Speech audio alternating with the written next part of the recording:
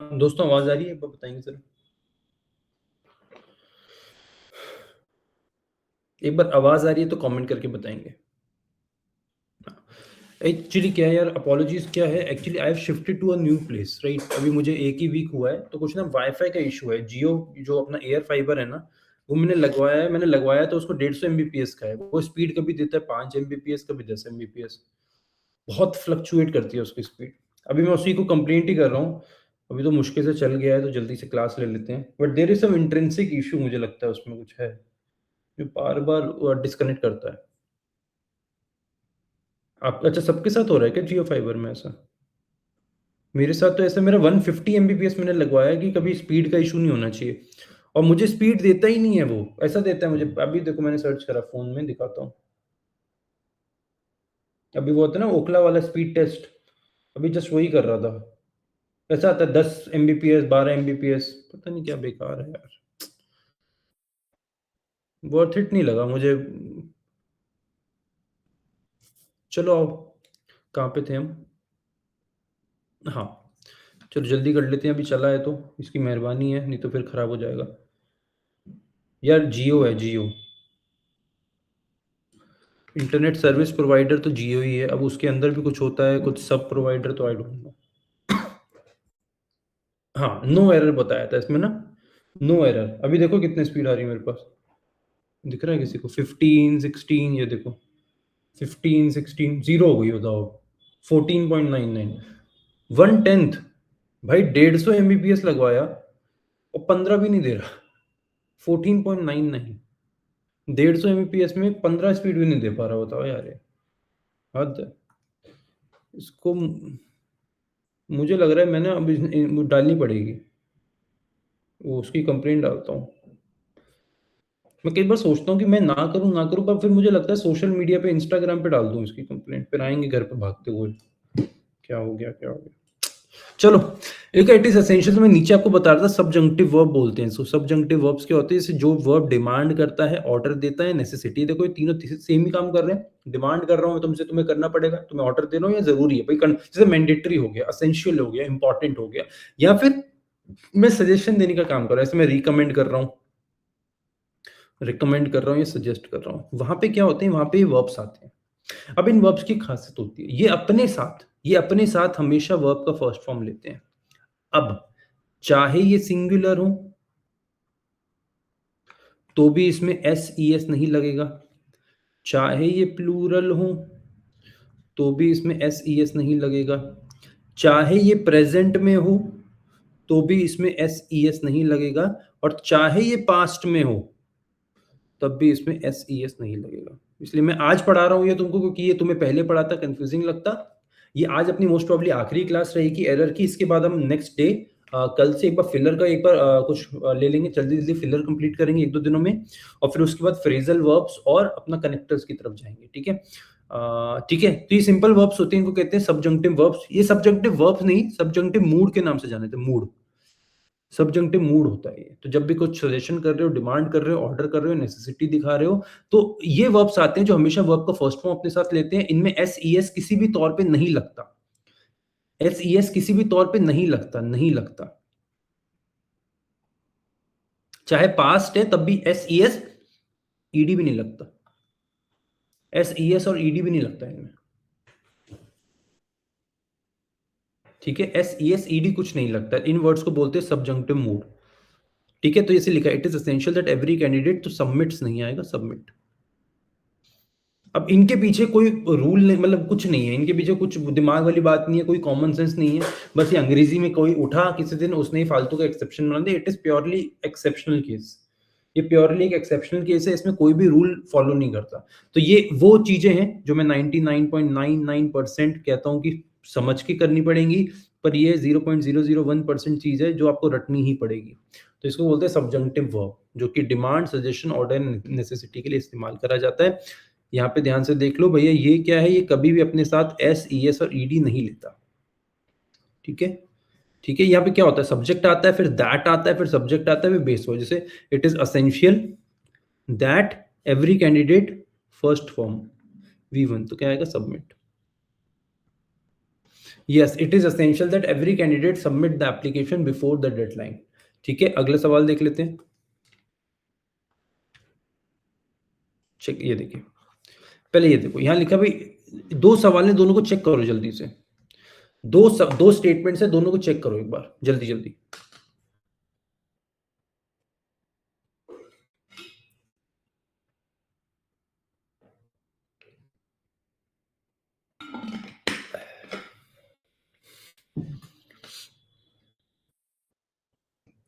देखो, दोनों सेंटेंसेस में एक चीज बहुत कॉमन है।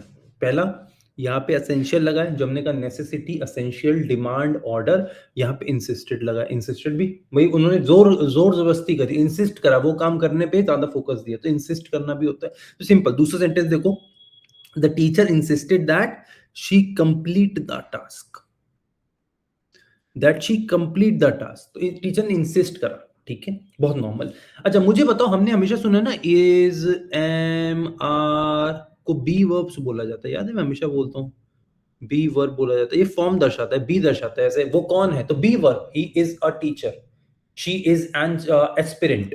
तो बी वर्ब जो आपका कोई स्टेट दिखाएंगे, भैया इस समय आप क्या हो। तो सिंपल बात याद रखो, जब भी कोई भी हेल्पिंग वर्ब आता है, हेल्पिंग वर्ब का फर्स्ट फॉर्म जो होता है वो बी वर्ब खुद बी होता है। ठीक है, हमने क्या कहा, वर्ब का फर्स्ट फॉर्म लेके आएंगे, तो बस it is essential that he be present. तो जहां पे भी अगर एसेंशियल ऐसे वर्ड लगाए हैं जहां पे डिमांड, ऑर्डर या फिर नेसेसिटी या सजेशन की बात हो रही है, जैसे असेंशियल, इंसिस्ट। पिछले क्वेश्चन में क्या बात हुई थी, पिछले सवाल भी एक बार देख लेते हैं, वहां पे हमें बोला गया था असेंशियल अगेन। तो ऐसे वर्ब्स में आप इज, एम, आर, मतलब बी वर्ब्स का इस्तेमाल नहीं करते, वहां पे खुद आप बी वर्ब ही लगाते हो। Is, am, are, was, were, has, have, had. तो इनमें से कुछ भी आया है तो आप उसको काट के बी लिखोगे। बात समझ आई? वाई बी वर्ब, मतलब वाई वी, बी इसलिए आएगा क्योंकि बी खुद ही बेस फॉर्म होता है। बेस फॉर्म लगाना है आपको, बेस फॉर्म। यहाँ पे जो वर्ब का फर्स्ट फॉर्म लिखा है ना, यहाँ पे देखो ये बेस फॉर्म है, बेस फॉर्म यूज करना है किसी भी वर्ब का, बेस फॉर्म। तो base form is, am, are, was, were, has, have, had, इन सब का बेस फॉर्म बी होता है। इसको प्रेजेंट में देखते तो इज, एम, आर लगा लेते हैं, पास्ट में देखते तो वॉज, वर, बाकी हैज, हैव, हैड अगर प्लूरल या सिंगुलर उसमें पास्ट में चलता है तो। बात क्लियर सभी को? ठीक है, तो सिंपल अगेन, डिमांड, ऑर्डर या नेसेसिटी या फिर सजेशन की बात होती है तो आप ये सब्जंक्टिव वर्ब, सब्जंक्टिव मूड आपका एक्टिवेट हो जाता है। इस वर्ब में क्या होता है कि आपका एस ई एस नहीं लगता। एक चीज, S E S E D, मतलब जो बेस वर्ब आपका यूज होगा, base form of the verb, जो भी बेस फॉर्म है उसमें ना तो एस होगा, ना तो ई एस होगा, ना तो ई डी होगा। और अगर कोई भी हेल्पिंग वर्ब इस्तेमाल हो रहा है, जैसे is, am, are, was, were, has, have, had, तो वो भी आप बेस फॉर्म में ले आओगे। और इन सबका base form, is, am, are, was, were, has, have, had, इन सबका बेस फॉर्म एक ही है, दैट इज बी। तो वो बी, इज, एम, आर काट के आप बी लिख दोगे तो क्या बनेगा, it is essential that he be present. अच्छा, अभी जल्दबाजी में ये मत करना कि ये वाला इस काट दो, बाद वाला ही होता है, वर्ब हमेशा बाद वाला काउंट होगा। तो बेस फॉर्म में वर्ब चला जाएगा, बी आ जाएगा। तो it is essential that he be present. अगला आएगा, the teacher insisted that she complete the task. ठीक है, इसको I am very sorry to say but और कोई तरीका नहीं है, आपको इसको मगअप ही करना है। ये बहुत चुनिंदा टॉपिक्स में से एक है, बट एक्चुअली क्या है, देखो, प्रोनाउन लॉजिकल है बहुत ज्यादा, नाउन बहुत लॉजिकल है, एडजेक्टिव्स, एडवर्ब, एडवर्ब तो सबसे ज्यादा मजेदार टॉपिक है, जब एडवर्ब पढ़ाऊंगा ना मजा आ जाएगा।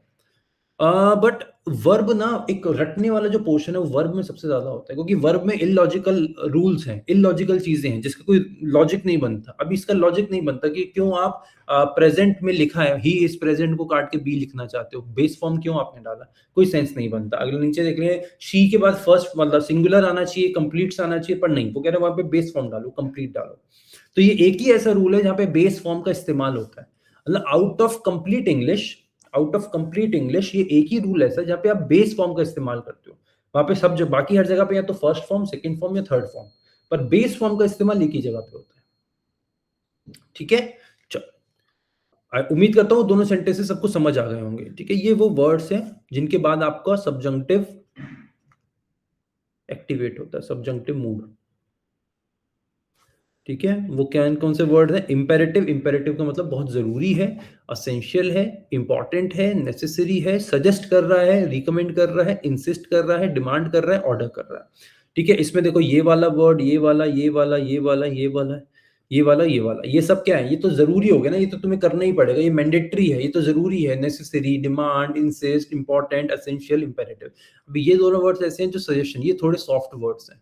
ये कोई सजेस्ट कर रहा है या फिर सजेस्ट रिकमेंड कर रहा है, तो सजेशन और रिकमेंड इन दोनों में प्लस ऊपर वाले वर्ड्स, ये सब में सब्जंक्टिव मूड आ जाता है। मतलब आपका जो मेन वर्ब है वो हमेशा बेस फॉर्म में आएगा, वो हमेशा बेस फॉर्म में ही सामने आएगा। वो कभी भी एस ई एस और ईडी नहीं, ये लिख भी देता हूं, एस ई एस और ईडी नहीं लेगा, नहीं लेगा, ये लो, नहीं लेगा। ठीक है, ठीक है। अब इसके बाद क्वेश्चन बहुत आते हैं, इसके बाद सवाल आते हैं, इसलिए मैं आज पढ़ा रहा हूं, क्योंकि यहाँ पे अभी तक तुमने जो भी सीखा है उसके बाद ये ऊपर से टॉप अप कर लेना इसको। और जो भी बच्चा अभी लाइव नहीं है तो सबको एक बार बोल देना, ये क्लास का ये कॉन्सेप्ट जरूर देख लें, ये एग्जाम में आता है। ठीक है, मैं तुम्हें वही पढ़ाता हूँ क्योंकि एग्जाम में जो आता है, मैं तुम्हें अननेसेसरी चीजें पढ़ाता ही नहीं, मैं अननेसेसरी रूल, अननेसेसरी बातें पढ़ाता ही नहीं। ठीक है, चलो देखो, ऑलवेज बिकम्स बी, तो is, am, are, was, were, has, have, had, देखो लिखा ना, not is, am, are, was, were, कभी ये नहीं आते, हमेशा भी। जैसे देखो, it is crucial that he is informed, ये सवाल, ये दोनों सेंटेंस चेक करो everyone, check both the sentences,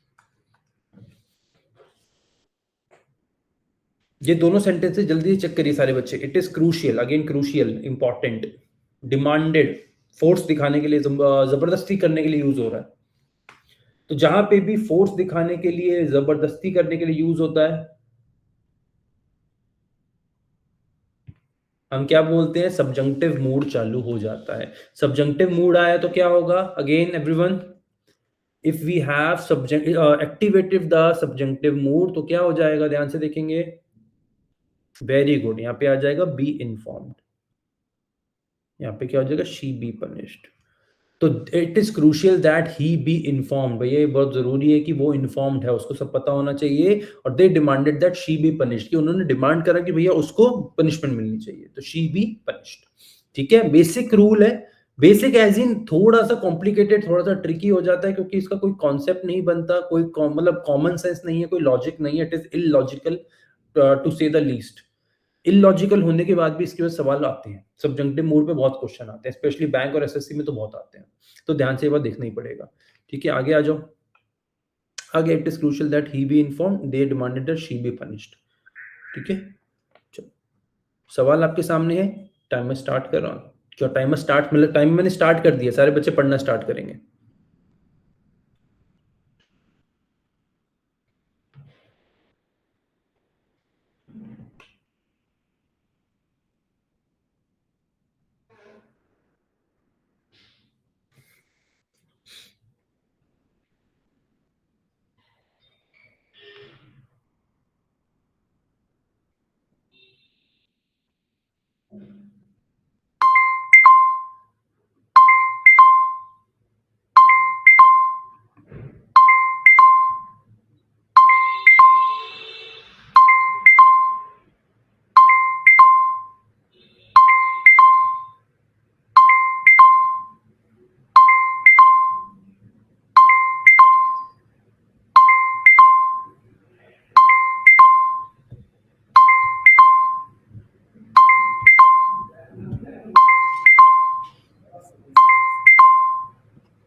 हाँ जी,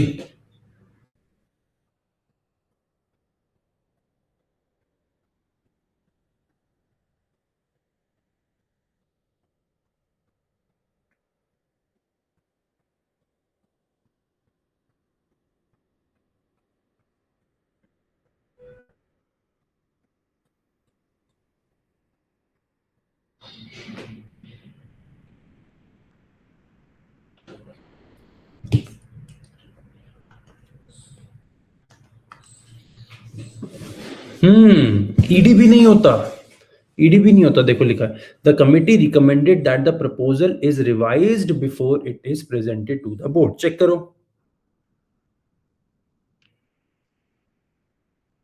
चेक करो क्या बनेगा। अभी जो भी हमने पढ़ा, अब यहां से थोड़ा थोड़ा कॉमन सेंस लगाना चालू करेंगे, यहां से बेसिक कॉमन सेंस लगाना चालू करेंगे। हमने अभी क्या देखा? ना एस होता है, ध्यान से सुनो, ना एस होता है, ना ई एस होता है, ना ईडी होता है, ना एस, अगेन बोलेंगे, ना एस होता है, ना ईएस होता है ना ईडी होता है, तो क्या है बेस फॉर्म। तो पहले तो रिवाइज्ड लिखा है, रिवाइज्ड, तो क्या रिवाइज्ड सही है? क्या रिवाइज्ड हो सकता है? नहीं भैया, उसको क्या होना पड़ेगा? उसको रिवाइज होना पड़ेगा, उसको रिवाइज होना पड़ेगा। और इज एम आर भी नहीं आता तो क्या आता है? बी वर्ब, तो यहाँ पे बी आ जाएगा और यहाँ रिवाइज आ जाएगा। आएगा कि नहीं? देखो सेंटेंस बनेगा, the committee recommended that the proposal be revise before it is presented to the board. ठीक है, इसी को चेंज करोगे, क्यों? क्योंकि जो दैट के बाद आपका मेन वर्ब आएगा, दैट के बाद, तो दैट ये सब्जेक्ट, ये वर्ब, इसकी जगह बी, रिवाइज की जगह रिवाइज। All clear? क्लियर है सभी को? हाँ, दोनों चेंज करने पड़ेंगे, रिवाइज की जगह रिवाइज और इज की जगह be. Base form, total base form में जाना है।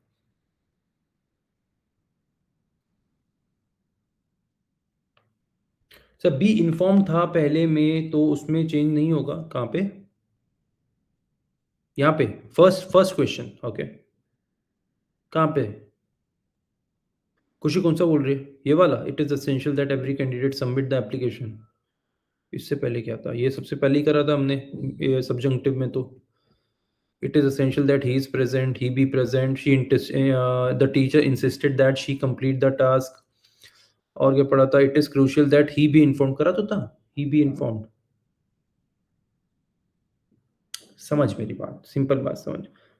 First verb after that, verb ये दैट लगाया, दैट के बाद सब्जेक्ट आया, उसके बाद वर्ब ये है, वर्ब देख, वर्ब वर्ब अगेन यहाँ पे आओ, दैट लगाया, दैट के बाद सब्जेक्ट आया, सब्जेक्ट के बाद वर्ब। समझे?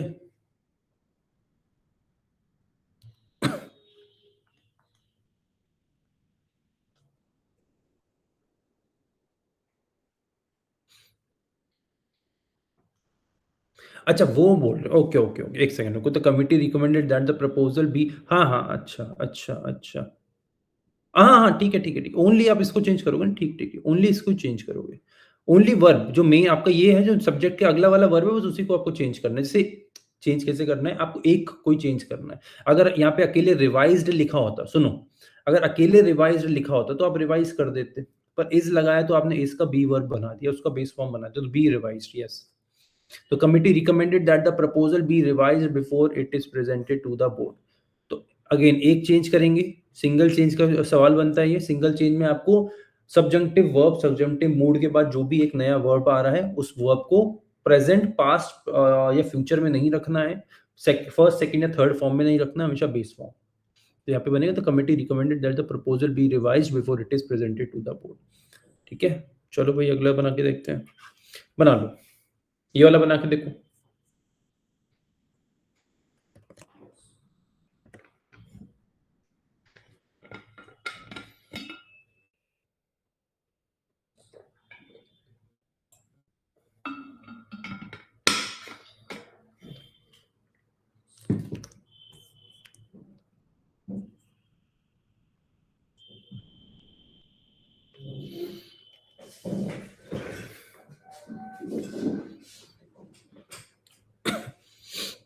देखो अब यहाँ देखो, लिखा द टीचर डिमांडेड, डिमांड करा है मतलब सब्जंक्टिव। अपने सब्जंक्टिव मतलब क्या होता है? अपने सामने दबाने वाली बात करना कि भैया हम, हमारी बात माननी पड़ेगी। तो द टीचर ने डिमांड करा कि जो स्टूडेंट है वो अपोलोजाइज करे अपने बिहेवियर के लिए। तो अपोलोजाइज, स्टूडेंट चाहे सिंगुलर है, वैसे अपोलोजाइजेज ही आना चाहेगा, पर हमने जब सिंगल लिख दिया और सब्जंक्टिव मूड में, तो apologise. The teacher demanded that the student apologise for his behaviour in front of the entire class. Apologise लगाना पड़ेगा, ठीक है, वो माफी मांगे। अगले पे आ जाओ, बनाओ। अभी हर सवाल सेम कॉन्सेप्ट में नहीं कराऊंगा, बीच में मिक्स एंड मैच करता रहूंगा, चेक करने के लिए कि सब्जंक्टिव दिख रहा है कि नहीं।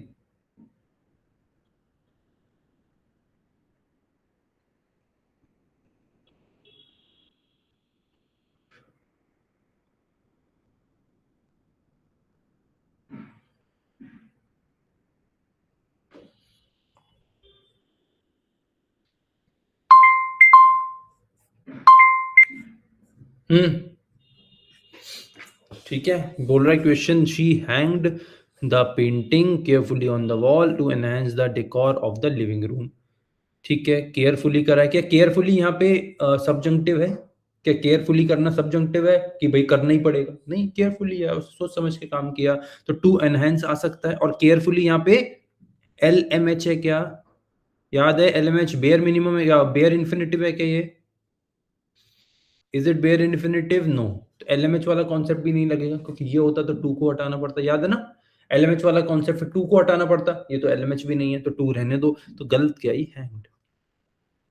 कॉन्सेप्ट समझ लेंगे, बहुत सिंपल सा है बट बहुत इंपॉर्टेंट है। एक होता है हैंग्ड, एक होता है हंग। दोनों का सेम मतलब क्या होता है? लटकना, लटकना।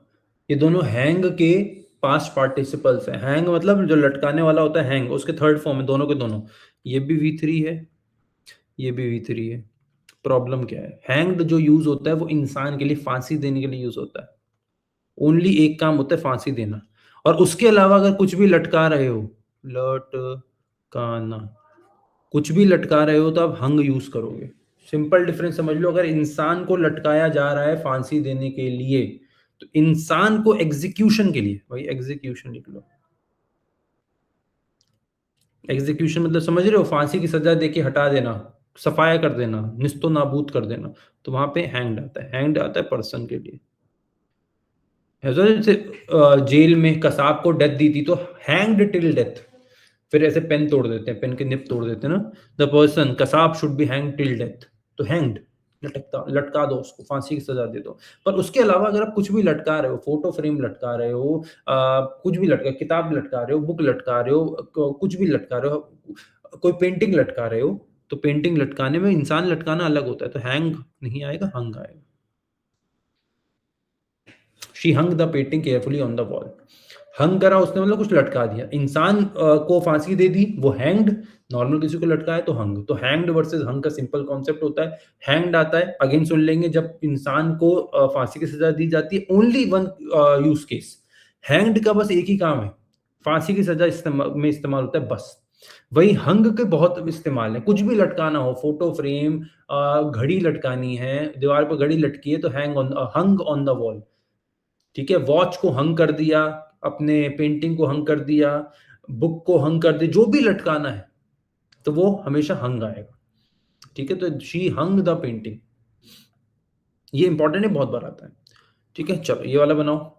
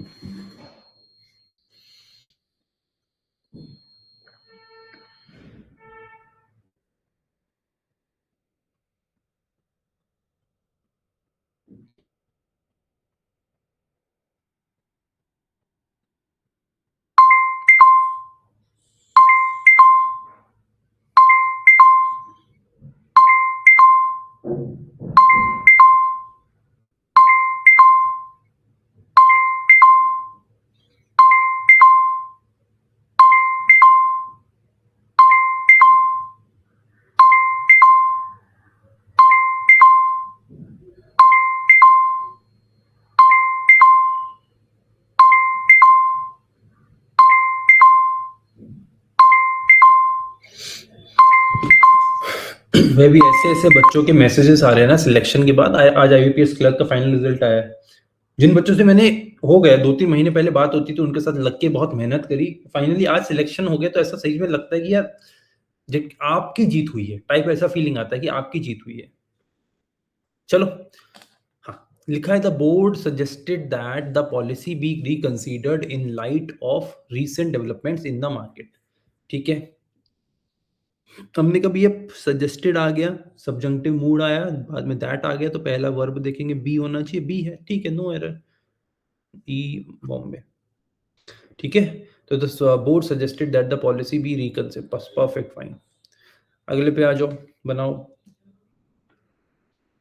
कुछ नहीं करना, बस कुछ चीजें हैं जैसे मैंने उस दिन अगेन बताया, जैसे LMH हो गया, बेयर इन्फिनिटिव्स, या फिर ये सब्जंक्टिव मूड, ये आपको ढूंढना पड़ेगा। ये ऐसे नहीं मिलेगा कि आके एकदम से मिल जाए। और इसीलिए ये जो पार्ट है ये मैं कभी यूट्यूब पे कर ही नहीं पाऊंगा। मतलब ये वाला जो पोर्शन है ना, सब्जंक्टिव मूड और बेयर इन्फिनिटिव्स, ये आप यूट्यूब पे नहीं करा सकते। इसको यूट्यूब पे समझा पाना बहुत मुश्किल है। इसके लिए तो एक प्रॉपर मास्टर क्लास होगी तभी समझाया जा सकता है।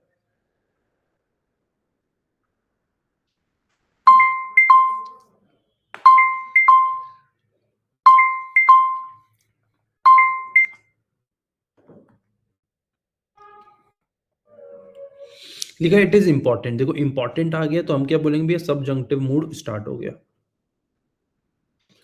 ठीक है ना, सबजंक्टिव हो गया, ये सबजंक्टिव हो गया तो क्या बोलेंगे, दैट द डेटा इज नहीं बी। तो it is important that the data be verified carefully before making any conclusions. ठीक है, नेक्स्ट वन पे आ जाओ, बनाइए, बनाओ बनाओ क्विकली।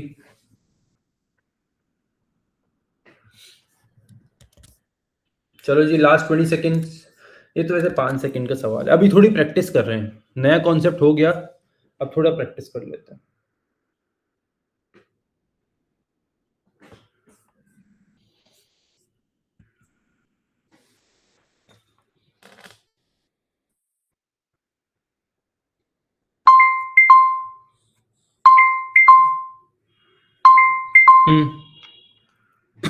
मैनी या स्टूडेंट के बाद स्टूडेंट्स आता है कि इज आर, याद है अ नंबर ऑफ, हमने क्या पढ़ा था, अ नंबर ऑफ के बाद कुछ भी हो वहां पे प्लूरल और सिंगुलर होता है, पर यहाँ पे सिंगुलर और सिंगुलर होता है, तो यहाँ पे आएगा many student is, singular singular. मुझे एक बार फिर से बता दो, सबजंक्टिव समझ आ गया कि नहीं आया? सबजंक्टिव समझ आ गया कि नहीं? अभी सबजंक्टिव में समझना क्या है, मेन जो इशू ये है कि भैया समझ आ गया कि नहीं, यही नहीं समझ आया। अभी मेन हमारे साथ प्रॉब्लम ये नहीं होता कि भैया नहीं आया, मेन प्रॉब्लम ये है कि यही नहीं समझ आया कि समझ आया कि नहीं आया। तो मेन जो इसमें समझने वाली बात है बस इतना सा कि कुछ वर्ड्स हैं, इंपॉर्टेंट वर्ड जो मैंने लिस्ट दे दी आपको, जो कि डिमांड, ऑर्डर, नरेशन, नेसेसिटी या तो सजेशन या रिकमेंडेशन दर्शाते हैं। अगर ऐसे क्रूशियल हो गया, इंपॉर्टेंट हो गया, नेसेसरी हो गया, और क्या बोल सकते हैं, असेंशियल हो गया, ठीक है, करना ही पड़ेगा। तो ऐसे वर्ड्स में हमेशा आपको सबजंक्टिव मोड स्टार्ट होता है। सबजंक्टिव मोड क्या कहता है? सबजंक्टिव मोड सिंपल सी एक बात बोलता है कि भैया आपको कोई भी second, first, second, third form या फिर प्रेजेंट, पास्ट, फ्यूचर नहीं लगाना, S E S E D नहीं लगाना, आपको बेस फॉर्म में रखना है। ठीक है, बेस फॉर्म में क्या रखना है, जो दैट के बाद पहला वर्ब आएगा और एक ही वर्ब को चेंज करिएगा इसमें। ठीक है, बहुत अच्छी बात है। अच्छा, और क्या करना है कि अगर वर्ब आता है तो चेंज कर दो, पर अगर is, am, are, was, were, has, have, had आता है तो उसको आप बी वर्ब में ले आओ, क्योंकि वो उसका बेस फॉर्म होता है। तो उसका बेस फॉर्म आ गया, यहाँ पे इस था तो इसका बेस फॉर्म आ गया। ठीक है, इसके क्वेश्चन स्ट्रेट ही आएंगे, मतलब इसमें तुम ये सोचो कि इसमें एग्जामिनर तुम्हें घुमाएगा नहीं, क्योंकि ऑलरेडी इतना ज्यादा कॉम्प्लिकेटेड टॉपिक है ना।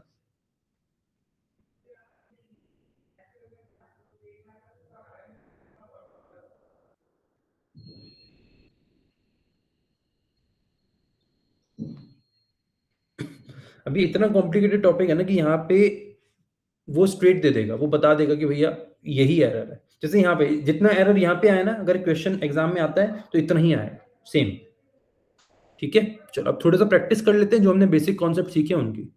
नेक्स्ट क्वेश्चन बनाइए। क्या 10-10 सेकंड का सवाल है, चेक करो। ये बिना ऑप्शन के है कि चेक करो और देखो कि सही है कि गलत।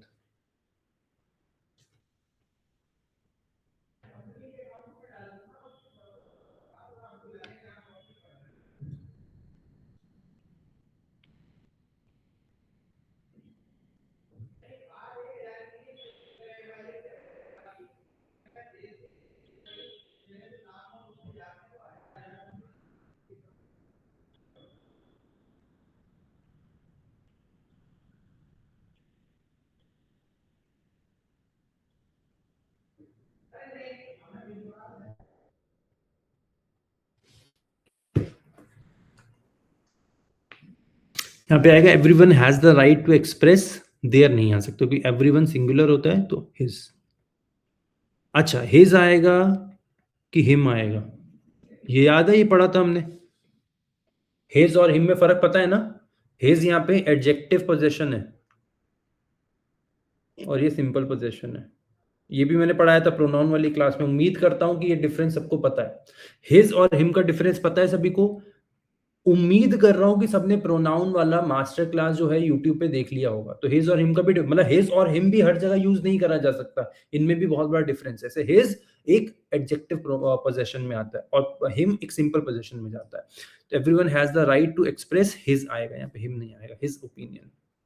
अगला सवाल जल्दी बनाएंगे यार, इसमें तो 10-10 सेकंड देना चाहिए। One must focus on his goals and work hard to achieve them. बोलो भाई, 10-10 सेकंड के सवाल है ये, 10 सेकंड भी ज्यादा बोल रहा हूँ, 5 सेकंड।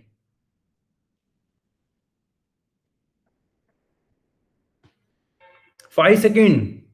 हाँ जी, one must focus on one's goal. One's, हाँ विद अपोस्ट्रोफी। अच्छा, वन और वंस में क्या डिफरेंस होता है? वन और वंस में क्या डिफरेंस है?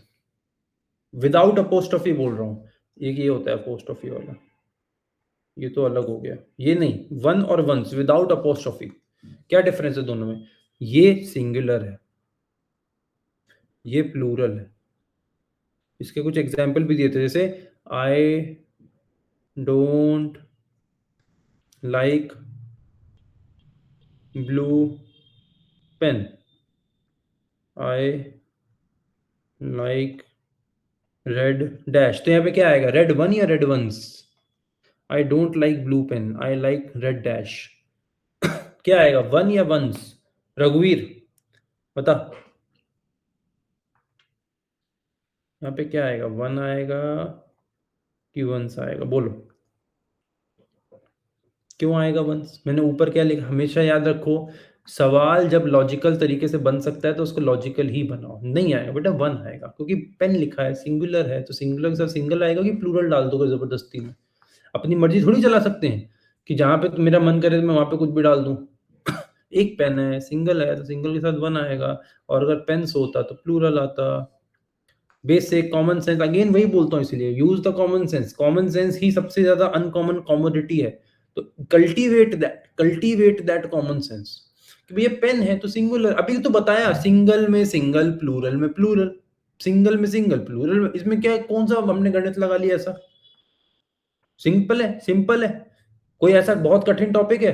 बट ये सिली मिस्टेक कराएगा तुमसे, मतलब अगर गलती से एग्जामिनर ने, सुन लो, तुम्हें एरर ऐसा दे दिया ना, जो पेन्स डाल के दे दिया, मेजॉरिटी बच्चा गलती करके आएगा, 60-70% तो स्ट्रेट -1 लेके आएगा उस सवाल में, क्योंकि सब कुछ यूज कर लेंगे, 1000 कॉन्सेप्ट रट लिए, 1000 रूल रट लिए, बट बेसिक कॉमन सेंस घर छोड़ के आते हैं। वो घर नहीं छोड़ के जाना, उस दिन एग्जाम वाले दिन तो बेसिक जो अपना कॉमन सेंस है उसको साथ लेके ही जाना। ठीक है, चलो जी अगला सवाल बनाओ। Bhanu is more intelligent and wise than Manu. बोलो जी। Bhanu is more intelligent and wise than Manu. गलती, सही? गलती है तो क्या गलती है, और सही है तो क्या सही है? सही है तो फिर सब कुछ ही सही होगा।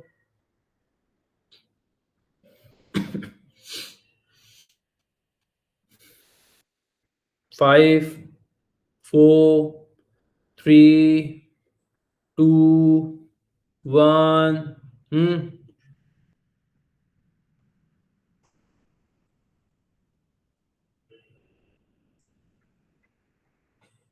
Examiner is very clever. बोलो, Bhanu is more intelligent and wise than Manu.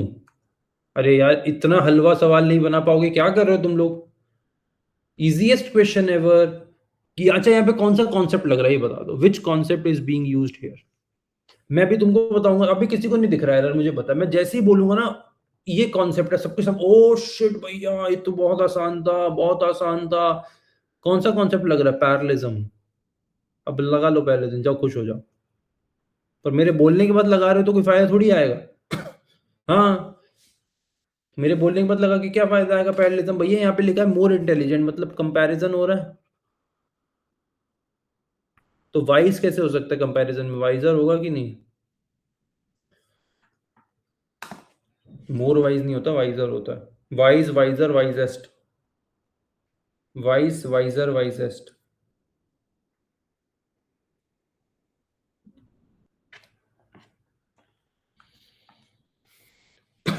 तो Bhanu is more intelligent and wiser than Manu. हलवा सवाल है कि नहीं? अच्छा, कितने लोग हैं जिनको ये हलवा लग रहा है? कितने लोग हैं जिनको ये हलवा लगा? कितने लोग हैं जिनको ये दिखा नहीं, हलवा होने के बाद भी? किसी को नहीं दिखा, दिखता तो दे ही देते जवाब। इतना हलवा सवाल भी देख भी लिया, बना भी लिया, फिर भी समझ नहीं आया ना। दिखा नहीं है, एग्जैक्टली देखना है। चलो बनाओ अगला। अब ये फटाक से दिख जाएगा, ये मुझे कंफर्म पता है, कंफर्म। ये तो मुझे तुम लोगों पे पूरा भरोसा है कि तुम्हें दिखेगा।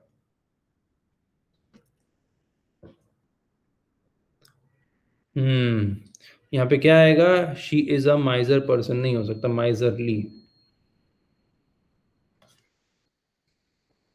ठीक है, ठीक है, या फिर sorry, she is a miserly person या फिर शी इज अ माइजर, दो तरीके से सही कर सकते हो, जैसे करना चाहो वैसे कर लो। बेहतर कौन सा है? बेहतर ये, क्योंकि यहाँ पे रूल ऑफ मिनिमलिज्म फॉलो होता है। तो शी इज अ माइजर, पर्सन हटा देंगे। ठीक है, तो पार्ट ए में एरर है, part A option C. Moving on to next question, जल्दी बनाओ।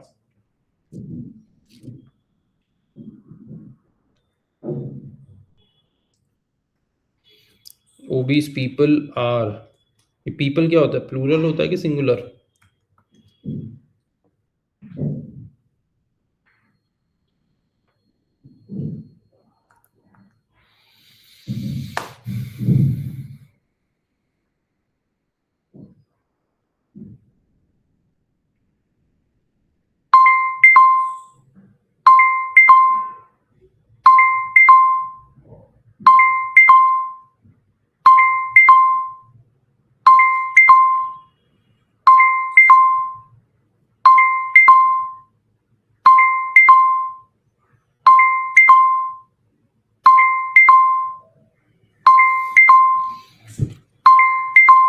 जितने बच्चे हैं ना, पता है, जिनका एक एक साल से, डेढ़ डेढ़ साल से एक भी एग्जाम नहीं निकला था, थोड़ा टाइम पहले उनका आईपीएस पीओ निकला, फिर अब आरआरबी पीओ निकला, आज आईपीएस क्लर्क भी निकल गया।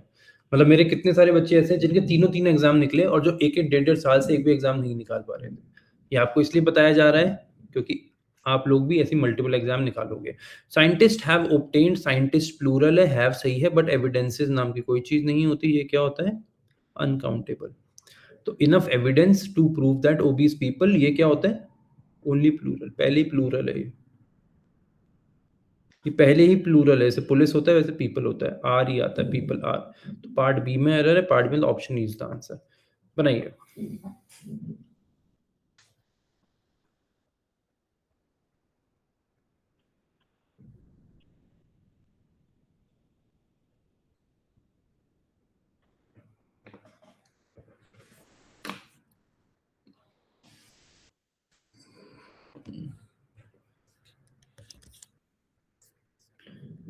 जल्दी, 10 seconds,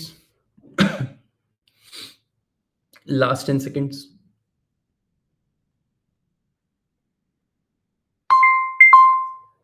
time is up, time is up.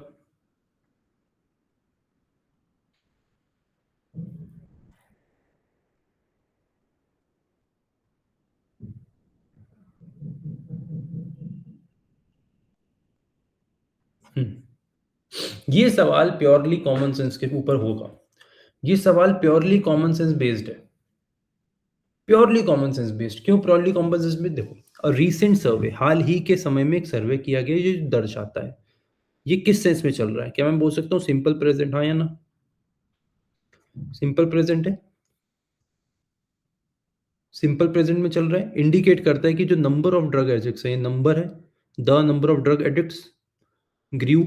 ठीक है, ये पास्ट में जा रहा है, पर नंबर ऑफ, एक सेकंड रुकना है, कॉल आ रहा है, एक सेकंड जस्ट। हेलो।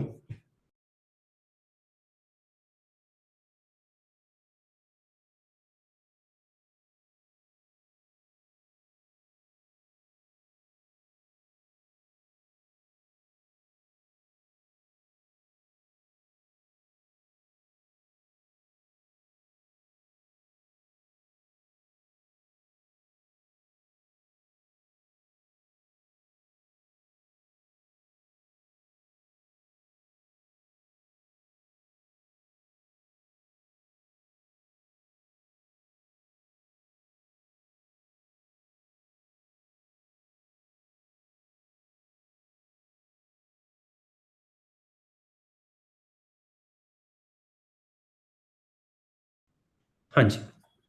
रीसेंट सर्वे इंडिकेट्स, इंडिकेट्स मतलब दर्शा रहा है, दर्शा रहा है, दर्शाता है क्या कि लगातार बढ़ते चले जा रहे हैं। तो ग्रीव कैसे आ जाएगा? लगातार बढ़ते चले जाए तो इज ग्रोइंग,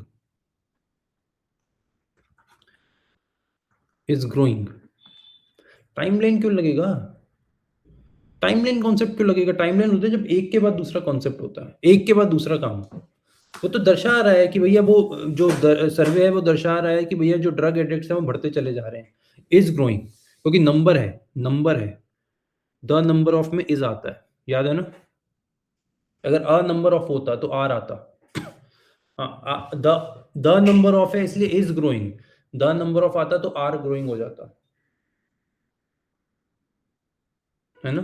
सिंगल कौन अगेन अब very very basic common sense भाई, रीसेंट सर्वे क्या दर्शाता है? दर्शा रहा है, प्रेजेंट में चल रहा है कि नहीं, दर्शा रहा है, वो दर्शाता चला जा रहा है। वो क्या दर्शा रहा है कि कहीं जो बढ़ते चले जा रहे हैं भैया, ये देखो, एक रिपोर्ट दर्शाती चली जा रही है, दर्शा रही है, अभी मुझे पता चल रहा है, तो क्या है? चलता चला जा रहा है।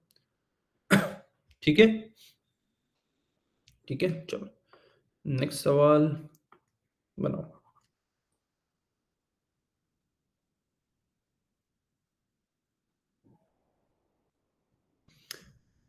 दुनिया का सबसे हलवा सवाल है,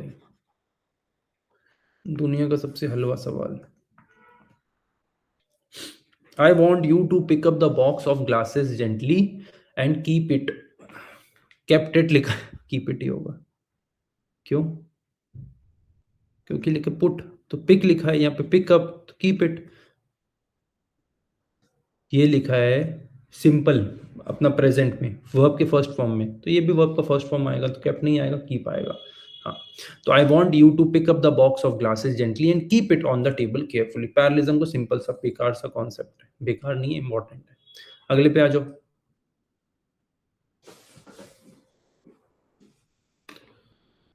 अब जो तू बोल रहा था ना अपना प्रवीण, टाइमलाइन कॉन्सेप्ट, वो यहाँ पे इंप्लीमेंट कर, क्योंकि यहाँ पे देख दो काम हो रहे हैं, जो दो काम हो रहे हैं वो पता चल रहा है कि भैया विक्टिम बताना चाहता था उसके साथ क्या हुआ, पर उसके मुंह से आवाज नहीं आ रही थी, वर्ड्स वर नॉट ऑडिबल। भैया वो बताना चाहता था बट वो बता नहीं पा रहा था, तो जो हो चुका था वो बताना चाह रहा था। Victim tried to tell us what has happened, तो वो काम हो चुका है, तो क्या हुआ था? हाँ, अब समझा कि नहीं प्रवीण? समझा कि नहीं ये बता, कॉन्सेप्ट दिमाग में आया? क्या टाइमलाइन स्पेसिफिक जगहों पे लगता है जहां पे मल्टीपल काम, मतलब दो काम एक साथ हो रहे हैं, एक साथ ना, एक के बाद एक हो रहा है। वो वाला था जो इंडिकेट करता है, वो तो साथ साथ में चल रहा था प्रेजेंट में, कि भैया वो इंडिकेट कर रही है रिपोर्ट कि अपना जो ड्रग एडिक्ट है उनका नंबर बढ़ता चला जा रहा है। ठीक है, अगले पे आ जाओ। इसको तो तुम्हें देखने की भी जरूरत नहीं है, तुम्हारा लेवल इतना प्यारा हो चुका है इस समय।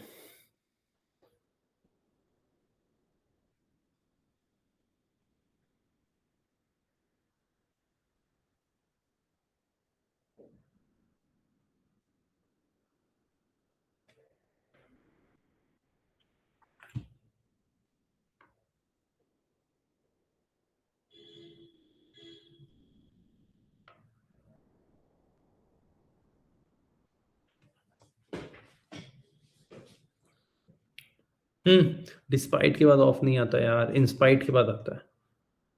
अगर देखो इंस्पाइट लिखा है तो इंस्पाइट के बाद ऑफ आता है, डिस्पाइट लिखा है, डिस्पाइट के बाद ऑफ नहीं आता, ये करेक्ट है, ये रॉन्ग है, यहाँ पे ऑफ नहीं आएगा। डिस्पाइट के बाद ऑफ नहीं आता, इंस्पाइट ऑफ हो सकता है, या तो डिस्पाइट के बाद डायरेक्टली आप फिर काम चालू करो। ठीक है, जैसे despite the best efforts put by the doctor then the condition of the patient is deteriorating from back to worse. इतनी मेहनत, इतनी एफर्ट लगाने के बाद भी डॉक्टर्स के द्वारा जो पेशेंट की जो तबियत है वो लगातार खराब से बदतर होती जा रही है। चलिए अगला बनाएंगे।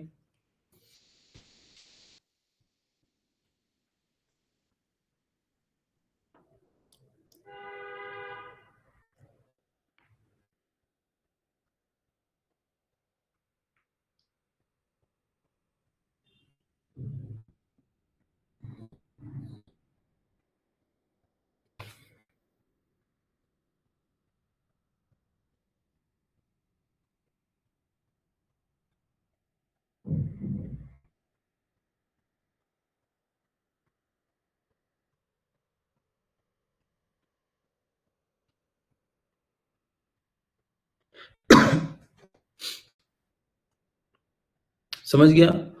हाइपोथेटिकल है, तो if I were you I would have told the principal to keep. तुम ये देख रहे हो कॉन्फिडेंस, कि अगर मैं तुम्हारी जगह होता तो मैं प्रिंसिपल को बोल देता कि अपना मुंह बंद रखे, प्रिंसिपल मुक्का ना मार देता इसके मुंह पे। कॉन्फिडेंस देख रहे हो तुम? ये सेंटेंस रीड करा तुमने, कि अगर मैं तुम्हारी जगह होता मैं प्रिंसिपल को कह देता अपना मुंह बंद रखो। प्रिंसिपल मुंह बंद नहीं करता, मुंह सील देता है यहाँ पे ऐसे सुआ डाल डाल के। तूने बोला भाई हमारी प्रिंसिपल तो ऐसी थी, हमारी प्रिंसिपल का नाम था कॉल मैडम। हाँ डाउट ही हो रहा है, हमारी मैडम थी कॉल मैडम थी हमारी प्रिंसिपल। भाई वो पता है उनकी हाइट थी कुछ 5 फुट 2 इंच और मेरे मेरे स्कूल में लड़के होते थे 6.5 फुट के।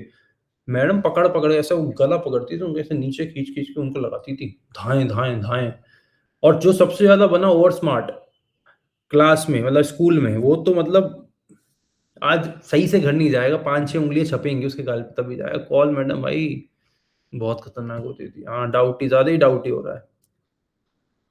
ज़्यादा ही डाउटी हो रहा है ये। डाउटी के साथ और क्या पढ़ा था? डाउटी, राउडी, रिज़ोल्यूट, है ना? रिज़ोल्यूट हो रहा है, ज़्यादा ही कॉन्फिडेंस हो रहा है, विरुलेंट, विरुलेंट भी पढ़ा था। ये बनाओ, he has not only failed in maths but also in chemistry. बना प्रवीण जल्दी।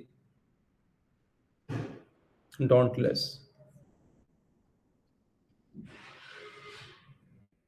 भाई तुम्हारी होंगी क्यूट, हमारी तो भाई साहब मतलब रावण से एक लेवल कम ही था बस, थोड़ा-सा और बढ़ा देते तो रावण की टक्कर हो जाती मैडम की। हमारी वाली प्रिंसिपल तो बहुत खतरनाक थी भाई। खून सूखता था लोगों का, खून सूख गया ऐसा ऐसा ही डर लगता था हमको मैडम से। He has not only failed in maths but also in chemistry. बोलो भाई। He has not only failed, क्या है ये फेल्ड? कॉमन वर्ब है, दिख रहा है? कॉमन वर्ब दिख रहा है? कॉमन वर्ब पहले आता है कि बाद में आता है? पहले आता है। यहाँ नहीं आएगा, यहाँ आएगा। He has failed not only in maths, तो यहाँ पे आएगा फेल्ड। मेरे बताने के बाद अगर तुम बता रहे हो तो कोई फ़ायदा है नहीं वैसे मैं तुमको बता दूँ।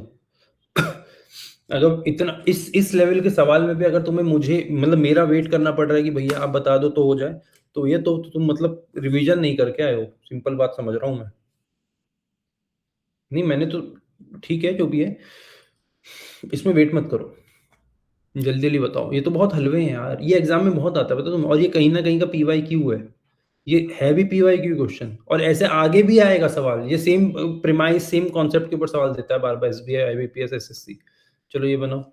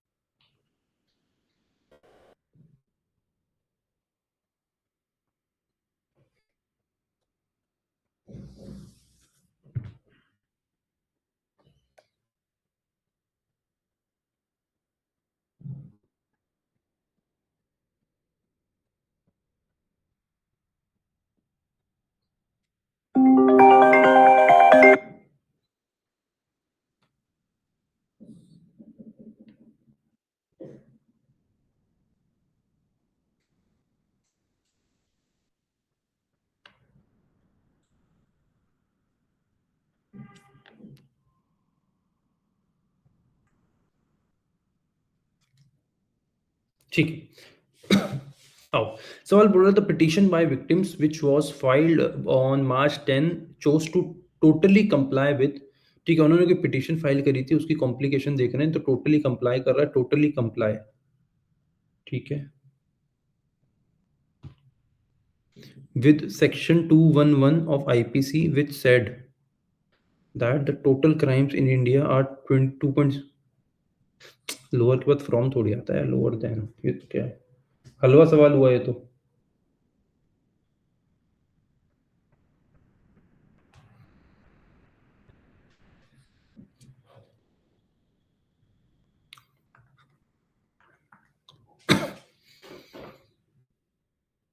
हम्म।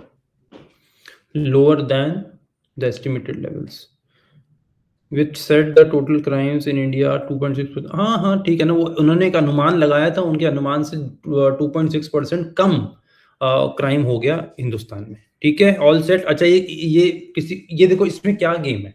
ये सवाल आसान है कि नहीं ईमानदारी से बताओ? बहुत आसान है। ये कॉन्सेप्ट दुनिया में किसको नहीं पता कि भैया कंपैरिजन में देन लगता है। उल्टा कुछ चेंजेस है, जैसे प्रेफर हो गया, superior, junior, ulterior, posterior, inferior, वहाँ पे देन की जगह टू आता है। पर ये तो हम बचपन से सीखते आए ना कि भैया कंपैरिजन में देन आएगा। इस क्वेश्चन की ताकत क्या है? इस क्वेश्चन की ताकत एरर है ही नहीं, इस क्वेश्चन की ताकत है इसकी लेंथ। तो हम ना मैच नहीं कर पाते कि इस सब्जेक्ट का वर्ब क्या है, इस वर्ब का सब्जेक्ट क्या है, ये लोअर देन। अभी उन्होंने इतनी ज्यादा चीजें लिख दी ना, इतना ज्यादा डेटा है इस सेंटेंस में कि वो डेटा के चक्कर में बच्चा फंस जाता है। वो डेटा के चक्कर में बच्चा फंस जाता है। तो ऐसे सवालों को बेस्ट तरीका पता है क्या होता है? टुकड़ों में ही पढ़ो। अकेले ए पार्ट पढ़ो एक बार में, अकेले ए, और चेक करो क्या लिखा है। फिर अकेले बी पढ़ो। जब लंबा सेंटेंस हो ना, तो सेंटेंस को तोड़ तोड़ के पढ़ो। जब लंबा सेंटेंस हो तो सेंटेंस को तोड़ तोड़ के पढ़ो। एक ही तरीका है। इतने लंबे में इसके इस सवाल की कोई ताकत ही नहीं है। इस सवाल की ताकत ही इसकी लंबाई है, लेंथ ही इसकी ताकत है। और लेंथ की वजह से बच्चे इसको सवाल का जवाब दे ही नहीं पाएंगे। या तो छोड़ के आएंगे या तो बोलेंगे बहुत ट्रिकी था। फिर पता चलेगा कि भैया मात्र लोअर के बाद कंपैरिजन में देन आता है, जो आप कहोगे ये तो भैया हमने 5वीं 6ठी में पढ़ लिया था। बस वही लगना है कॉन्सेप्ट। ठीक है, आगे आ जाओ, बनाओ। इसके बाद एक क्वेश्चन और कराएंगे, फिर अपने एरर को अलविदा बोल देंगे। अलविदा मतलब इन क्लासेस। उसके बाद मैं आपको एक बार प्रिपोजिशन करवाऊंगा और फिर प्रिपोजिशन बेस्ड एरर करेंगे। बस that's it. Error, he as well as his friends. As well as में क्या आता है फर्स्ट? अच्छा, एज वेल एज वाली जो हमने कैटेगरी सीखी थी उसमें कितनी चीजें आती हैं अनन्या? एज वेल एज में कितनी चीजें आती हैं? मतलब एक तो होता है एज वेल एज, और क्या क्या होता है? अनन्या बताएगी। एज वेल एज होता है और बता भाई। अलॉन्ग विद, चल तू लिखते जा, मैं भी लिखते जाता हूँ। और अनन्या को बताने दो। टुगेदर विद, और एक और आता है रादर देन। रादर देन भी होता है। ये चारों में क्या होता है? हमेशा फर्स्ट सब्जेक्ट। फर्स्ट सब्जेक्ट क्यों होता है ये भी मैंने बताया था, उम्मीद है याद होगा। ठीक है, तो बस वॉज वर। एक सवाल दे रहा हूँ होमवर्क में, ये बना लेना घर पे। When they were returning to, ये अच्छा है सवाल, गुड क्वेश्चन, गुड क्वेश्चन। इसका आंसर मैं आपको टेलीग्राम में दे दूंगा, ये बना के देखो, फिर इसका आंसर टेलीग्राम पे ही आपको मिल जाएगा। ठीक है, ऑल सेट? यस। अच्छा अभी बताओ, थोड़ा थोड़ा जब मॉक वगैरह लगा रहे हो तो एरर के सवाल बन रहे हैं कि अभी भी नहीं बन रहे?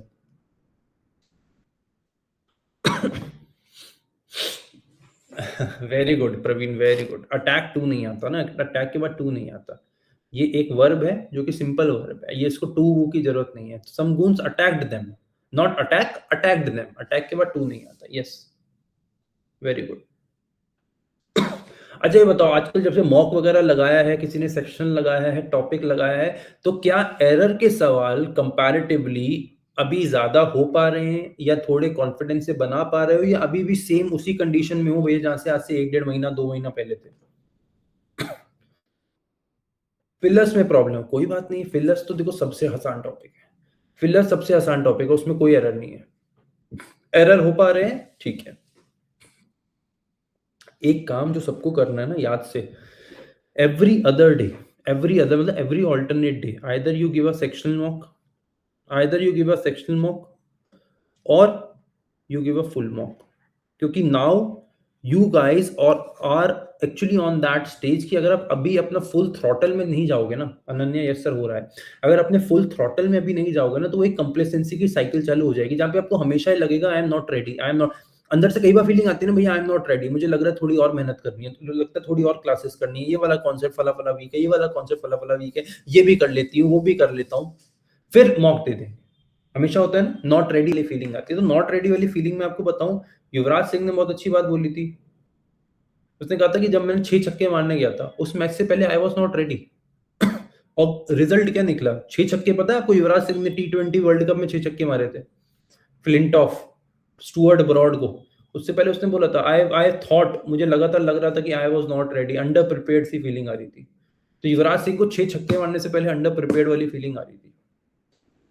तो क्या वो 6 छक्के मारने के लिए रेडी नहीं था? वो रेडी था। हमें पता नहीं होता, हमारा दिमाग ना हमको बहुत ज्यादा सिक्योर करता है, हमें बहुत ज्यादा बचाने की कोशिश करता है दुनिया के दुख दर्द से। तो तुम्हारे पास दुनिया के इतने दुख दर्द है नहीं, तो उसको बोल दो शांत रहे मेरे भाई। दिमाग को बोलो शांत रहे, चिल मार। ठीक है, दिमाग बोलेगा रेडी नहीं हो, फिर भी मौका लगाना है। दिमाग बोलेगा भैया अंडर प्रेशर है, फिर भी मॉक लगाना है। दिमाग बोलेगा भैया फेल हो जाओगे, अरे फिर भी मॉक में फेल हो जाओ तो बेटर है ना भाई, एग्जाम में फेल होने से लाख गुना बेहतर है मॉक में फेल होना, तो और अच्छा है। मैं तो हमेशा कहता हूँ तुम्हारा 50% सिलेबस हो चुका है, मॉक लगाओ। इंग्लिश में तो तुम्हारा 60% के ऊपर का सिलेबस, 65% सिलेबस हो चुका है। मॉक का इशू मैंने अगेन उस दिन भी बोला था, जिसको भी टाइमिंग का डाउट आ रहा है वो सबसे पहले एक सबमिट करके मॉक लगा के देखो और चेक करो कि कितने बन रहे हैं। अगर सबमिट करके तुम बोल सकते हो कि भैया पहले 10-15 बनते हैं, अभी 20-25 बन रहे हैं, तो मतलब मेन गेम तुम्हारे कॉन्सेप्ट का नहीं है, तुम्हारा टाइमर डराता है, तुम डर रहे हो टाइमर चल रहा है तो टिक टिक टिक टिक। अच्छा ये बता, जो भी बच्चा ये बोल रहा है कि भैया मेरा जो मॉक चलता है तो मेरे उसमें कम अटेम्प्ट होते हैं, तो तुम ये बताओ तुम कितनी बार वो घड़ी पे उंगली तुम्हारी नजर जाती है, मतलब जब सॉल्व कर रहे हो कितनी बार ऐसे देखते हो घड़ियां, कितनी बार, हाउ मेनी टाइम्स, मतलब how many times you like actually leaving everything and bar bar time देख रहे हो, अरे 10 सेकंड हो गए, अरे 20 सेकंड हो गए, अरे 50 सेकंड हो गए, अरे 2 मिनट हो गए, अरे 1.5 मिनट हो गया, कितनी बार, हाउ मेनी टाइम्स। मुझे लगता है एक एक सवाल में 5-5 6-6 बार देखते हो, जो कि बहुत नॉर्मल है, ऐसा नहीं कि तुम देख रहे हो, देखना चालू हो जाता है। तो पहली बात क्या करनी है, अभी दिमाग को बिठाओ, समझाओ मेरे भाई, रिलैक्स, ये तुम मुझसे बात नहीं कर रहे, दिमाग से बात करो कि आज एक काम करते हैं, मॉक लगाते हैं विद टाइमर, पर एक काम करते हैं टाइमर नहीं देखेंगे। तो अभी खुद को consciously subconsciously your brain will force you कि बार बार टाइमर देख, और दिमाग काम करता है, दिमाग का काम पता है क्या, तुम्हें डराना। तुम्हें पता है दिमाग का एक बहुत इंपॉर्टेंट फंक्शन है हमारे अंदर डर पैदा करना, टू इंस्टिल फियर इन अस, क्योंकि दिमाग के हिसाब से हमारे अंदर डर होना जरूरी है, क्योंकि अगर हम डर रहे हैं इसका मतलब एक बहुत ही डेंजरस कंडीशन से बचने के लिए एक्टिव, मतलब हमारा जो होता है ना कॉर्टिसोल, प्रीफ्रंटल फ्रंटल कॉर्टेक्स, वो तभी एक्टिवेट होता है जब हम बहुत ज्यादा डर जाते हैं या बहुत ज्यादा होते हैं ना, बहुत ज्यादा सैड होते हैं। तो जब हम बहुत ज्यादा डर जाते हैं तो हमारी बॉडी बहुत तेज काम करती है, इसलिए आपने देखा होगा जब आप बहुत डरते हो तो आपको तेजी से पसीना आता है, हाथ तेज से हिलने लग जाता है, मतलब उसको हम हिंदी में बोलते हैं कांपने लग जाता है, बट एक्चुअली होता ही है कि हमारी बॉडी बहुत क्विक हो जाती है। और जब हम डर रहे हैं तो हमारी बॉडी क्या कह रही है, वो ये मान रही है भाई तेरे सामने शेर खड़ा है, अभी शेर खड़ा है तो तुम क्या करोगे, जनरली बॉडी ये बोलेगी ना, दिमाग ये बोलेगा भाग, भाग मिल्खा भाग। और तुम एग्जाम में बैठे हो, अब तुम ये तो नहीं है ना एग्जाम छोड़ के भागने लग जाओगे, बिल्कुल कृष बन जाओगे वहां पे, तो तुम इसलिए देखो कि हाथ पैर कांपने लग जाते हैं, पसीना आने लग जाता है, क्योंकि बॉडी फिर वो फंक्शन चालू कर देती है, कौन सा फंक्शन, कि तुम्हारे सामने शेर, खूंखार शेर खड़ा है। तो क्या मुझे बता, मॉक लगाना इज इक्वल टू खूंखार शेर के सामने खड़ा, भूखे शेर के सामने खड़ा होना। What is the best worst case scenario क्या हो जाए, चल मुझे बता, मॉक चल रहा है तो तेरा वर्स्ट केस सिनेरियो क्या है, फेल हो जाएगा, हो जा, अरे क्या हो गया मॉक में फेल हो गया तो, अरे क्या हो गया तू 5 मॉक में फेल हो गया तो हो जा, पर दिमाग को एक बात रियलाइज करवा कि पहली बात ये, this is not a life और लाइक, वो नहीं है क्या जीवन मरने वाली लाइफ डेथ सेंटेंस नहीं मिल जाएगा यहाँ से, या लाइफ डेथ कंपटीशन नहीं है ये, पहली बात। और दूसरी बात, यहाँ पे उतना डरने की भी जरूरत नहीं है, तो पहले दिमाग को क्या है, सबकॉन्शियसली दिमाग बार बार टाइमर देखेगा और तुम्हें पैनिक करवाने का उसका कोई काम है, क्योंकि उसके लिए क्या है, जो तुम ये कर रहे हो अंडर प्रेशर इतना काम करो, दैट इज नॉट नॉर्मल। तो हमारा ब्रेन हमेशा एक एबनॉर्मल चीज को, जो नॉर्मल नहीं है, उसको रेजिस्ट करता है। फॉर एग्जाम्पल, तुम में से कितने लोग हैं जो सुबह जल्दी उठते हैं? जो अगर तुम जल्दी नहीं उठते हो तो किसी दिन तुम 5 बजे उठने की कोशिश करो, तुम दुनिया में नहीं उठ पाओगे 5 बजे, क्यों, क्योंकि तुम्हारा दिमाग 100 तरीके बताएगा, अरे अभी सुबह उठूंगा दिन खराब हो जाएगा, नींद भी पूरी नहीं हुई, सो जाता हूँ, फिर जिम नहीं जा पाऊंगी, दिन खराब हो जाएगा, सो जाती हूँ, फिर आज का दिन खराब होगा, फिर कल भी मूड अच्छा नहीं लगेगा, आज भी पढ़ूंगा नहीं, कल भी पढ़ाई नहीं हो, मतलब हजार अजीब अजीब से तुम्हें रीजन देगा, फिर तुम दिन में ना नींद में ही कन्विंस हो जाओगे। फिर तुम नींद में ही कन्विंस हो जाओगे कि हाँ यार लेट ही उठना चाहिए, ये अच्छा है। कहने का मतलब क्या है, your brain will give you reasons. जैसे मुझे एक बहुत अच्छी बुक लगती है, अगर आप लोग पढ़ना चाहें, मेल रॉबिन्स करके पॉडकास्टर है, उन्होंने एक बुक लिखी थी 5 AM क्लब, नहीं sorry not 5 AM club, 5 second rule. 5 AM club तो रॉबिन शर्मा की है, 5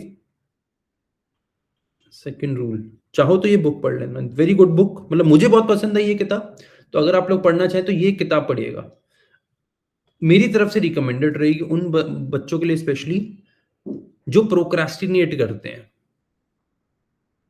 तो तो अगर आप ऐसे हो या आप ऐसे किसी को जानते हो जो बहुत ज़्यादा आलसी है, तो उसको ये किताब देना। हाँ, ये एक बात है कि किताब पढ़ने में आलस ना करे वो इंसान। पता चले आलस इतना आलसी है कि भैया ईट दैट फ्रॉग पढ़ी, कैसी लगी ईट दैट फ्रॉग? है तगड़ी बुक की नहीं? बताओ। ईट दैट फ्रॉग पढ़ी किसी ने? इसने पढ़ी, खुशी ने। मज़ा आया कि नहीं? भैया मतलब वो ऐसी किताब है तुम्हें ना 360 डिग्री मेंटल चेंज कर देती है। पूरा ऐसे लगेगा तुमको कि भैया ऐसा क्या पढ़ लिया, ये तो कुछ गजब ही हो गया। और इसकी वजह से ना इंसान अपना फिर दिनचर्या बदल देता है, दिनचर्या बदलता है। फिर ईट दैट फ्रॉग ये बोलती है कि सबसे मुश्किल काम सबसे पहले करो।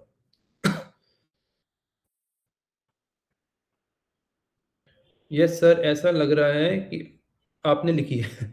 सिंपल बात समझ, मैं हमेशा बोल सबसे मुश्किल काम सबसे पहले करो, जो भी मुश्किल लग रहा है। फॉर एग्जाम्पल मैं बताता हूँ, कभी कभी ना मेरे साथ मुश्किल हो जाता है। आई एम नॉट दैट, क्या बोलूं, कंफर्टेबल। मुझे ना अपने स्पेस बहुत पसंद है। मुझे अपना स्पेस पसंद है। वही 2-3 दोस्त हैं जिनसे पूरे दिन में बात होती है, मम्मी पापा, मतलब वही कुल मिला के 3-4 लोग हैं जिनसे मैं पूरे दिन बात करता हूँ। और अगर किसी दिन छुट्टी का है, फॉर एग्जाम्पल तो मैं बताऊं सबको कि अगर मैं तुम्हें बोलूं कि तुम्हें कुछ नहीं करना, छुट्टी है, तो तुम कितनी बार अपने घर से निकलोगे? आधे लोग तो कहेंगे भैया हम घर से निकल जाएंगे, फिर छुट्टी होने खत्म होने के बाद वापस आएंगे। अभी तुम मेरा केस पकड़ोगे ना, तो मान के चलो 5 दिन की छुट्टी है, तो मैं आज घर में घुसा, बैंक से आया, घर में घुसा, से लेके अगली बार पता है मैं कब निकलता हूँ? जब अगले दिन ऑफिस जाना होता है, मतलब छठे दिन। तो I love it, I love being inside. That is why I push myself to go outside.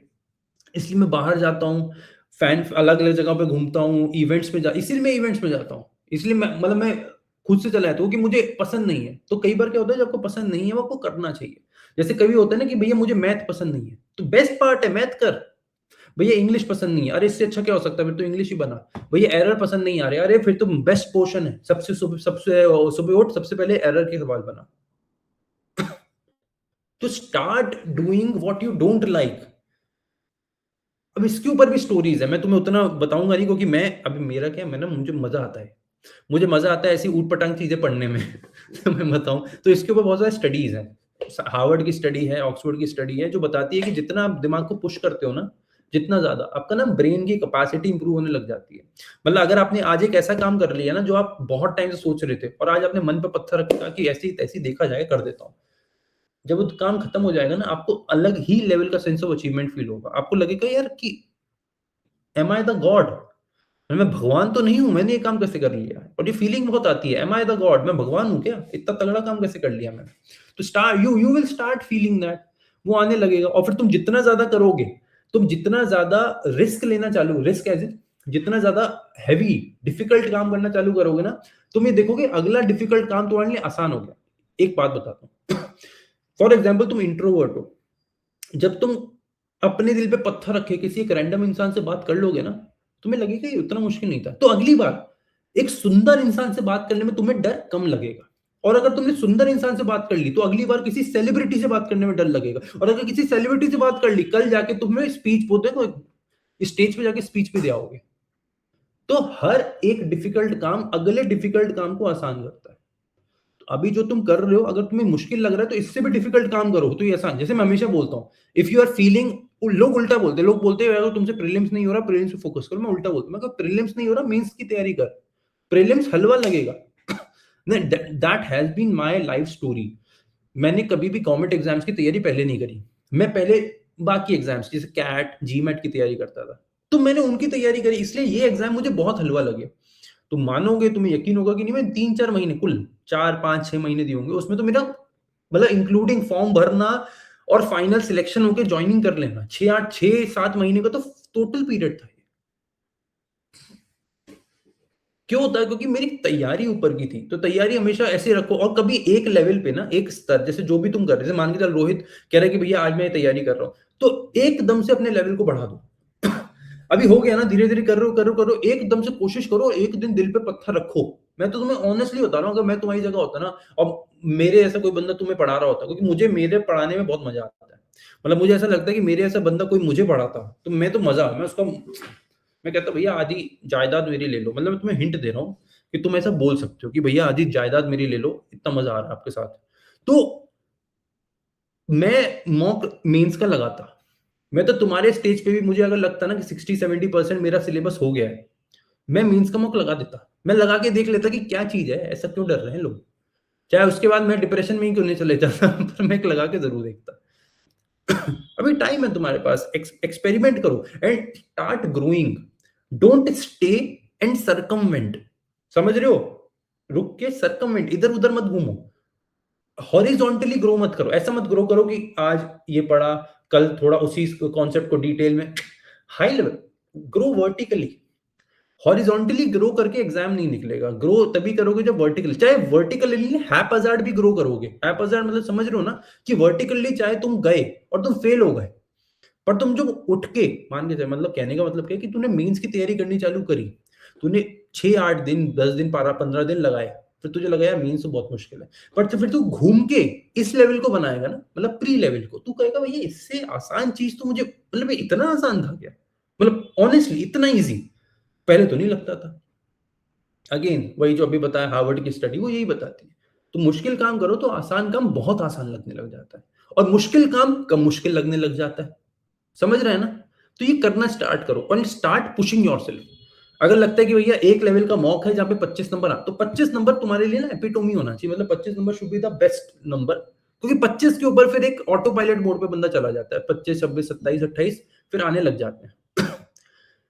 उस नंबर पे अगर आप जा रहे हो कि 23, 24, 25 नंबर आ रहे हैं, मैं आपको हाईली रिकमेंड करूंगा कि मेंस का मॉक लगाओ, अगर तुम कंसिस्टेंटली कर पा रहे हो। या फिर प्री में ऐसा मॉक ढूंढो जो प्री का बहुत ऊपर का लेवल देता है, ठीक है, और फिर वो मॉक लगाओ। सो मेंस में टाइम ज्यादा कंज्यूम होता है, स्पीड खराब हो गई। मेंस में स्पीड चाहिए किसको? मेंस में कितने सवाल बनाने होते हैं बताओ? Mains is all about pushing your limits. Mains is all about, देखा ना, ईट दैट फ्रॉग। तो mains is eating your frog. Mains is your डर। मेंस का मेन गेम क्या है? जैसे अभी मैंने एक सवाल बनाया, ये सुन, ये वाला सवाल, इस सवाल की मेन वो क्या थी, मजबूती क्या थी, मेन स्ट्रेंथ क्या थी इस क्वेश्चन की? Was it very very conceptually high question? बहुत डिफिकल्ट कॉन्सेप्ट लग रहा था, बहुत मुश्किल कॉन्सेप्ट था इसमें? नहीं, इस कॉन्सेप्ट की, हाँ, इस कॉन्सेप्ट की स्ट्रेंथ इसकी लेंथ थी। Same goes with means. Means की स्ट्रेंथ ये नहीं है कि वो कॉन्सेप्चुअली बहुत है, नहीं, मीन्स की स्ट्रेंथ है कि उसका नाम, हम वैसे ही उससे इतना डर जाते हैं कि आधी स्ट्रेंथ तो मेरी वहीं खत्म हो जाती है, आधी स्ट्रेंथ मेरी खत्म हो जाती है। इसमें एक मूवी याद आती है, एम एस धोनी। देखी है लोगों ने मूवी एम एस धोनी? देखी है क्या? देखी होगी एम एस धोनी, तो सबने देखी होगी। उसमें एक पॉइंट आता है जहां पे बास्केटबॉल कोर्ट से ये लोग पास होते हैं। एक पॉइंट आता है, देखा है, जिसमें बास्केटबॉल कोर्ट से ये लोग पास हो रहे होते हैं, तो युवराज और धोनी आजू बाजू से निकलते हैं, युवराज धोनी के दोस्त निकलते हैं। हाँ हाँ, सुशांत मतलब, और एकदम से युवराज ने काम ईयरफोन लगाए होते हैं, मस्त झूम के निकलता है, फिर उतरता है, बाइक से निकल जाता है। फिर धोनी अगले दिन कहता है युवराज ने मारा 310, 320, हमारी टीम से 10 रन ज्यादा, हमारी पूरी टीम जितने बना पाई उससे 10 रन ज्यादा अकेले युवराज सिंह बना के गया।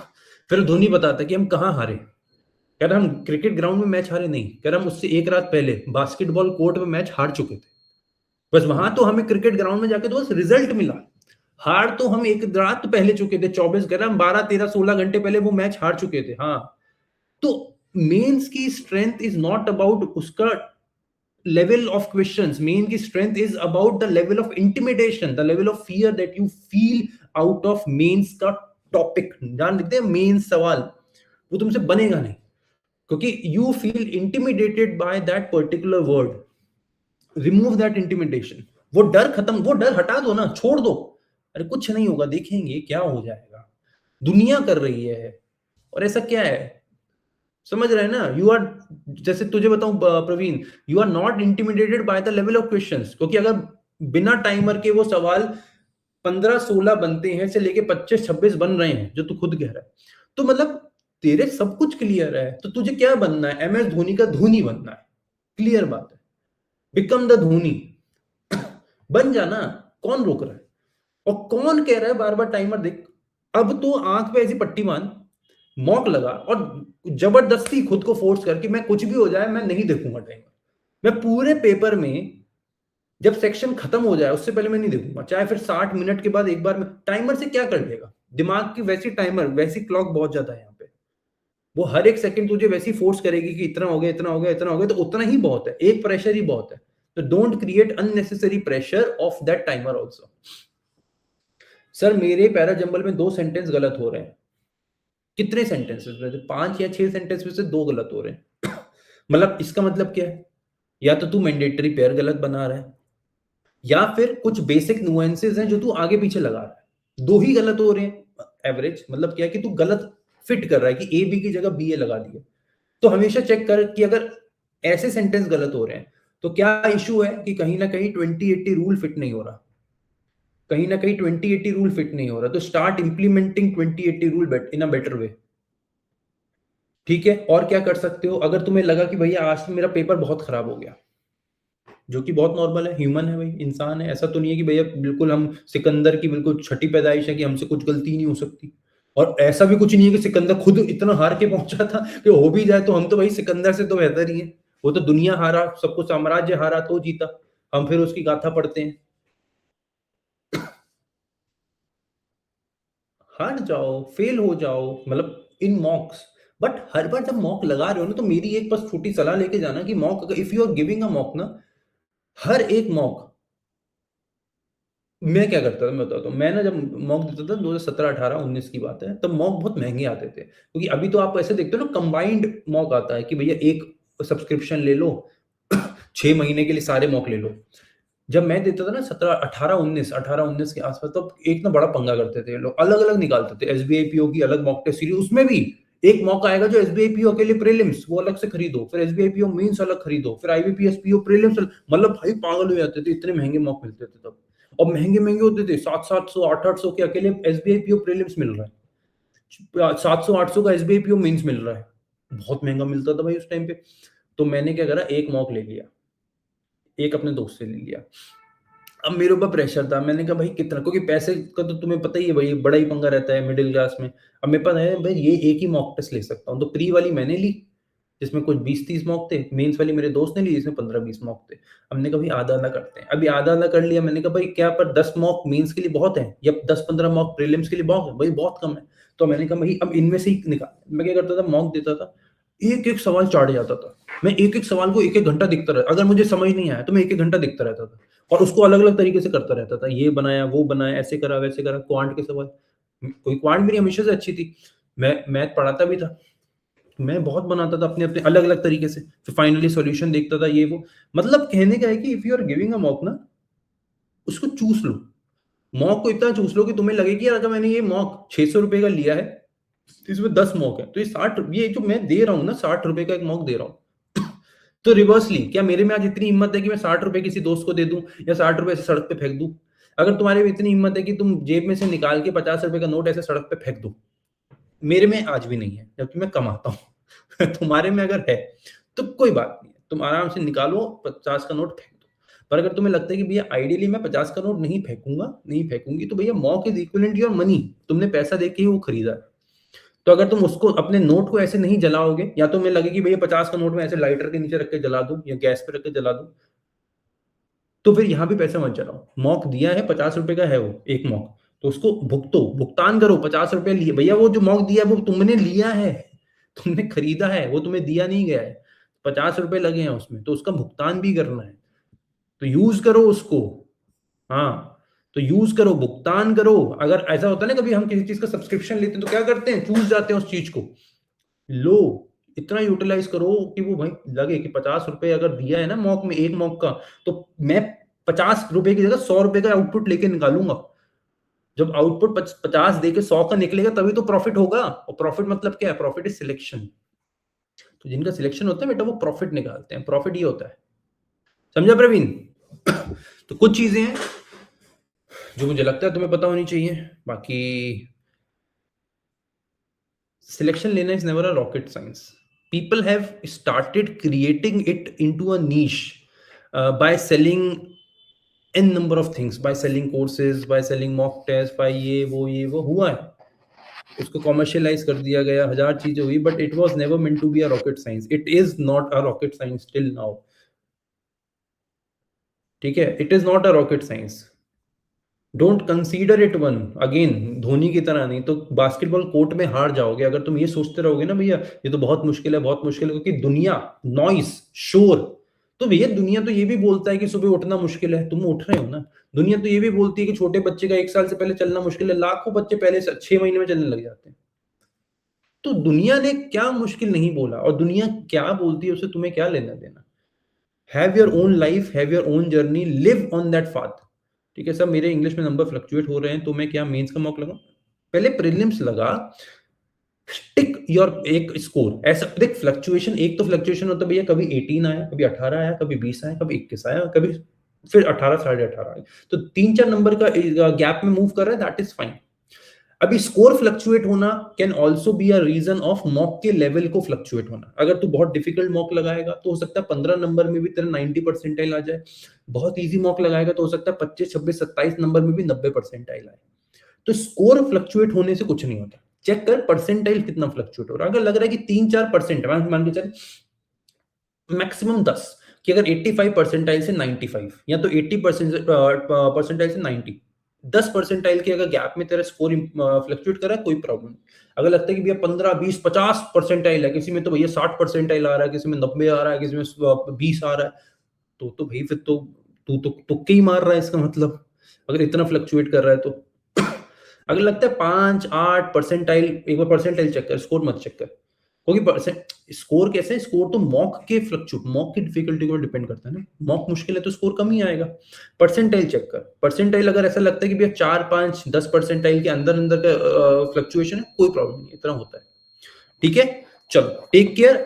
उम्मीद कर रहा हूं कि एरर का जितना भी हमने कॉन्सेप्ट, इसके बाहर कुछ नहीं आएगा, ट्रस्ट मी व्हेन आई से दिस। इसके बाद तुम्हारा कोई एरर ना किसी मॉक में मिलेगा, ना किसी एग्जाम में मिलेगा। ठीक है, बट हाँ, जो तुम पढ़ रहे हो, जो तुम कर रहे हो, ईमानदारी से करते चलो, और हाँ, रिवीजन जरूर करो। तुमने ये बैच भी लिया है, बैच में भी डिवाइड कर लेना, हर क्लास तुमको 7-8 रुपए की पड़ेगी। 7-8 क्या, 10 रुपए का नोट जला सकते हो? 50 का छोड़ो, क्या 10 रुपए का नोट चला सकते हो? नहीं जला सकते ना 10 रुपए का नोट भी, तो एक क्लास को भी व्यर्थ मत जाने दो। हर एक क्लास तेरी 5, 6, 7 रुपए की पड़ रही है, तो you utilise every class, utilise every class also. 80-85 percentile, Rohit, it is fine but not great. Great कब होगा, जब तू कंसिस्टेंटली 90 के ऊपर रहेगा। 80 to 85 इज नॉट फ्लक्चुएशन। अगर 80 से 85 परसेंटाइल ऊपर नीचे हो रहा है तो वो फ्लक्चुएशन में काउंट भी नहीं होगा। उसको फ्लक्चुएशन मत, उसको एक हैवी अपना लोड दिमाग में मत ले कि वो फ्लक्चुएशन है ही नहीं, क्योंकि फ्लक्चुएशन कब होता है, जब 85, 95, 65, ये फ्लक्चुएशन। 80, 85, 5-7 परसेंटाइल तो कोई चेंज भी नहीं है। पर हाँ, कोशिश ये कर कि अपने नेगेटिव मार्किंग कम कर। ठीक है, नेगेटिव कम कब होगी, जब तुक्के कम मारेगा। तुक्के कम कब होंगे, जब नर्वस कम होगा। नर्वस कब कम होगा, जब टाइमर को बार बार नहीं देखेगा। तो एवरीथिंग इज लिंक्ड। टाइमर को देखना कम करेगा तो नर्वस कम होगा। हार्ट बीट कंट्रोल करना स्टार्ट करो। ठीक है, एक चीज मैं बताता हूँ, लिख देता हूं, समझ आए तो। एक कॉन्सेप्ट होता है, try to control your heart beat. आपकी हार्ट बीट अगर आपके कंट्रोल में रहेगी ना, हार्ट बीट मतलब आप कितनी तेज सांस लेते हो, तो इसको ब्रीदिंग भी बोल सकते हैं, ब्रीदिंग भी लिख लो। तो चेक करो, कुछ इजी वीडियोस हैं इसके ऊपर, यूट्यूब के ऊपर। तो try to control either your heart beat और योर ब्रीदिंग। तो इससे ना आपकी नर्वसनेस वैसे ही आपके कंट्रोल में आ जाएगी।